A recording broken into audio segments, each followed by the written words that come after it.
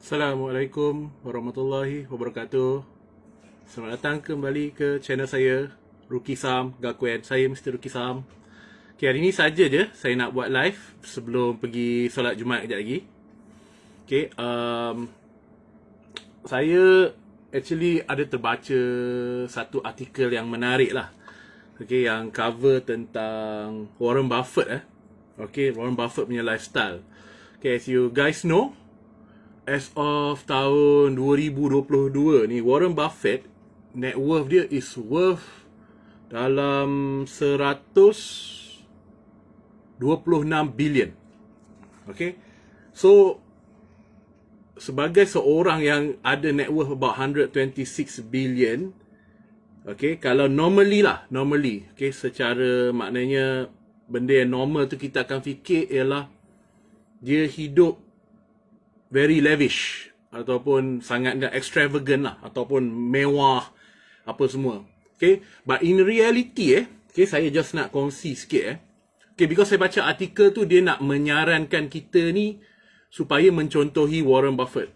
Okay, which saya find okay, betul apa yang dia nak sampaikan tu, tapi in reality ini yang based on pengamatan saya punya observation, based on saya tengok saya punya colleagues, okay, saya punya rakan-rakan yang saya kenal, sama ada dia loaded ke, sama ada dia middle class, or sama ada dia orang yang bergolongan berpendapatan rendah.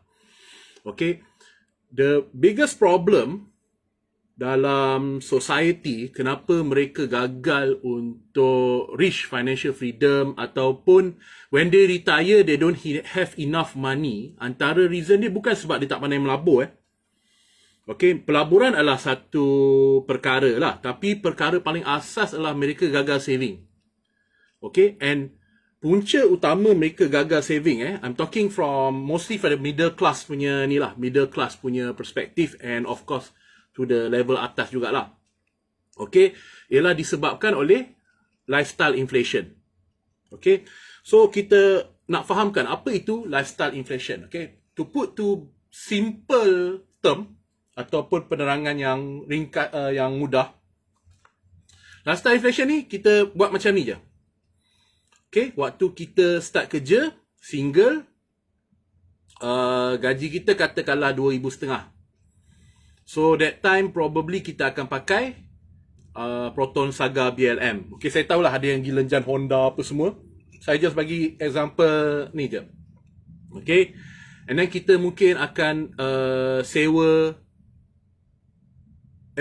bilik ke. Kalau kat KL probably kena sewa bilik lah. Tapi kalau you duduk kat area-area macam dulu saya kerja kampung tu, saya still mampu untuk sewa satu rumah sebab it's not that expensive. Okay, so kerjaya progress. Tiap-tiap tahun ada kenaikan gaji, dapat bonus, naik pangkat. Okay, so dulu gaji 2,500, 5 years down the road gaji dah maybe 5 ke 6,000. Contoh, saya bagi contoh ni tak ada specific to anybody or reality ke apa, tak ada, it's just an example saja. Okay, bila gaji dah 5,000, okay, kereta yang Saga BLM tadi, dia akan mula pandang as, oh, kalau saya bawa kereta ni macam orang akan look down dekat saya. Okay, sedangkan kereta tu mungkin lagi tinggal 3 tahun habis nak bayar. So apa dia akan buat ialah dia akan dispose kereta tersebut walaupun dia tak dapat untung. Siap sum tu kena top up lagi. Okay, sebab loan bank still lagi banyak. And then dia akan end up beli Honda pula. Okay, daripada dia sewa, okay, saya assume lah dia single lagi. Okay, so kalau dia menyewa rumah biasa je, dia akan mula mencari kondominium. Okay, mula cari ni. So as life dia progress, dia masuk gaji 10,000 pula, dia akan pattern dia sama. Dia akan upkan dia punya expenses dari segi lifestyle. Okay, tempat-tempat yang dia singgah makan pun akan berubah. Okay, the way they spend the money, dia akan berubah berkadaran dengan dia punya income ataupun revenue dia. Okay, so that is lifestyle inflation, which is very dangerous. Okay, saya selalu tengok okay, ini cara saya berfikir lah. Semasa saya bekerja Sain Darby dulu, before saya end up berhenti dan buat bisnes sendiri apa semua. Okay, that time saya selalu fikir, because walaupun saya new exec that time, tapi bawah saya ada staff. Saya ada staff yang daripada lower. Diorang ada family lagi, sedangkan saya single. Okay, so dalam pemikiran saya masa tu, kalau gaji saya banyak ni, and saya still kata tak cukup, macam mana pula dengan staff saya yang gaji dia like 1/3 of my salary? Ada family lagi, ada wife, ada anak 2. Saya single. So, for me to say my salary tak cukup is impossible. Kalau salary saya tak cukup, maka orang tersebut yang saya kata gaji dia 1/3 daripada saya, ada wife, ada anak, kebuluh lah dia orang. Okay? But it's because the choices that I make. Kereta apa saya pakai, motor apa saya pakai, rumah apa saya pakai, pakaian apa saya pakai, makanan apa saya makan. Okay, that's all the basic needs lah. Okay, so that one is lifestyle. And problem dengan society kita sekarang, saya kata-kata ni, ialah lifestyle inflation. Gaji naik, semua benda naik. And they blame, oh gaji tak cukup. Okay, so saya nak just kita ni, saya tak nak panjang-panjang ni. Terus kita nak pergi solat Jumaat je gini. So, kita just tengok balik, review apa Warren Buffett, the 126 billion dollar punya man worth, macam mana dia hidup? Okay, pertama sekali, Warren Buffett masih tinggal dalam rumah dia dekat, dekat Omaha tu. Rumah yang dibeli tahun 1958. Masa tu harga dia 31,000 dalam 6,000 lebih square feet.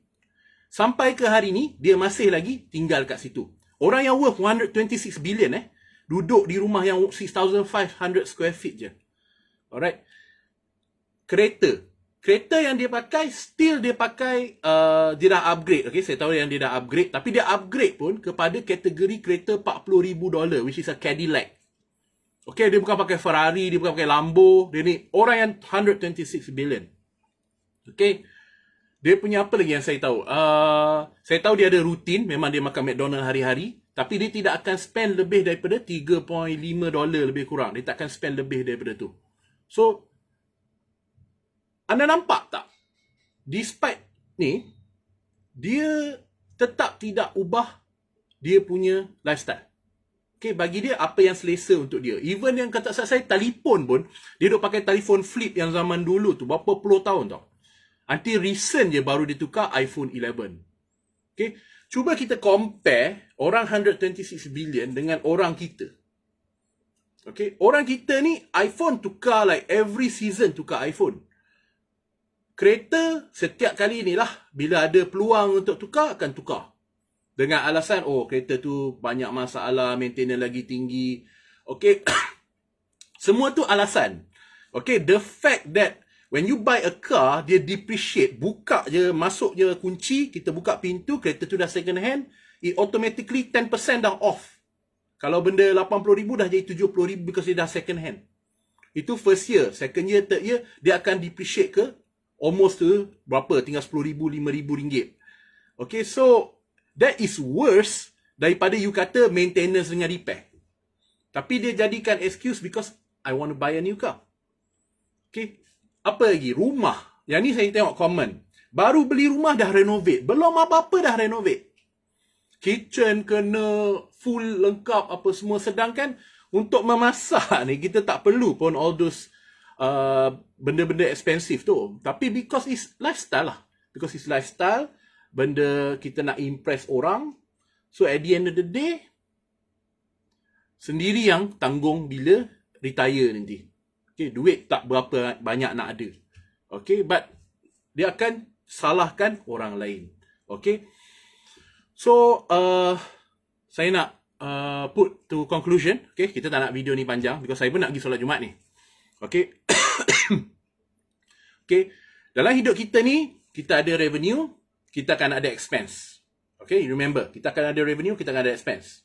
And then, revenue kena minus expense lah. Expense ni lah kita kena bayar rumah, bayar kereta, bayar everything lah. Whatever kita kena bayar, kita akan ada baki. So, baki ni adalah savings kita.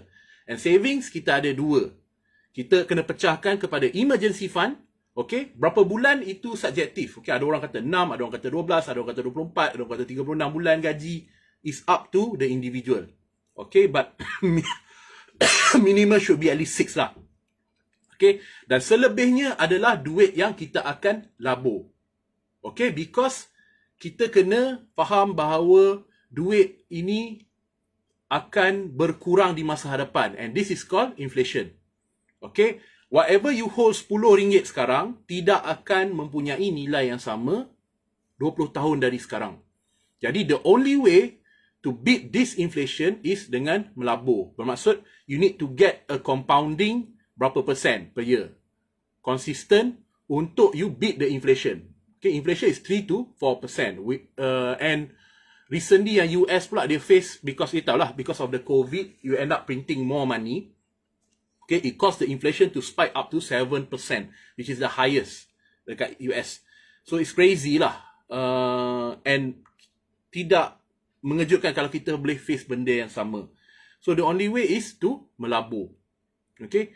So in order for you nak melabur, you kena ada this understanding dulu. Revenue minus expense, ada saving. Saving kena pecah pada emergency fund, dan selebihnya je yang kita labur. Apa yang you nak labur, itu terpulang pada you. Okay, yang penting ialah before labur, dapatkan knowledge dahulu. Okay, jangan membuta, jangan ikut orang.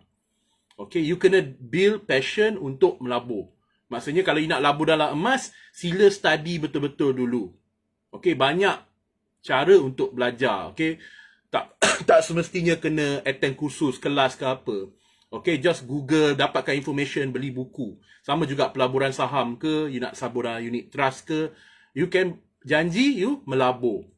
Alright? Because kalau orang yang setiap kali gaji dia naik, expenses dia naik, saving dia tak ada atau sikit-sikit, bila face situation macam COVID hari tu, dia akan terseksa. Okay, itu yang buat sampai terdesak nak kena keluarkan EPF, nak cukup-cukup saving sana sini, nak kena start jual benda. Okay, this is also satu nasihat sebelum saya tutup. Satu nasihat terakhir dari Warren Buffett, saya ingat that dia kata, if you buy things you don't need, okay, you will end up selling things you need. Okay, apa maksud dia dekat sini? Apabila anda seorang yang materialistik, yang suka mengejar all these materials, okay, belum apa-apa tukar itu, tukar ini, tukar ini, bila anda sesak, anda akan end up menggadai atau menjual benda-benda yang anda actually perlu. Because anda dah mula terdesak dalam keadaan kewangan anda. Alright? So, saya harap anda faham this lifestyle inflation yang saya discuss hari ini, konsep savings tadi. So, it's very important untuk kita menanamkan this amalan that just because we have the money doesn't mean that we have to spend it sampai habis. Okay, and benda ni sangat important saya bagi tahu, especially to youngsters, because not only this problem orang face time single, time you family lagi masalah apabila you tidak synchronize dengan you punya wife dengan anak-anak. Okay, maybe you are the type yang save, bagus. You memang faham konsep saving, inflation, lifestyle inflation. You faham semua ni. Tapi you gagal educate wife you, you gagal educate anak-anak you, you akan end up juga apa-apa ke dana, because these folks yang akan menarik you jatuh ke ni lah. Okay, situation yang kita semua tak nak lah. Alright, so it's very important that when you are single, you ada this kind of mindset already. Okay, what you need to do, what you need to know. Dan apabila you nak berfamily pun, sangat penting, is very important. You have to synchronize dengan wife you to have the same pemikiran. Kalau satu jenis saving, satu jenis spending, it never works out. Okay, bak kata parent saya, it takes two to tango. So, nak tak nak, kena kerjasama in order for you to build a strong financial situation supaya one day you boleh achieve the financial freedom. Okay, so terima kasih yang watch. Okay, video hari ni pendek je. Saya just memang benda tu terlalu dekat saya punya Facebook. So I find it a very interesting topic to talk about. Okay, so jangan lupa untuk subscribe to my YouTube channel juga, YouTube Ruki Saham Gakuen.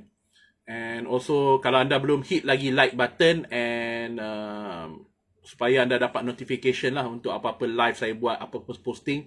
Okay, hit that like button and sharekan video ini kalau anda rasa ia bermanfaat. Okay, so saya Mr. Ruki Sam. Terima kasih for watching. Saya undur diri dulu. Assalamualaikum warahmatullahi wabarakatuh. Mr. Ruki Sam, Raja and out.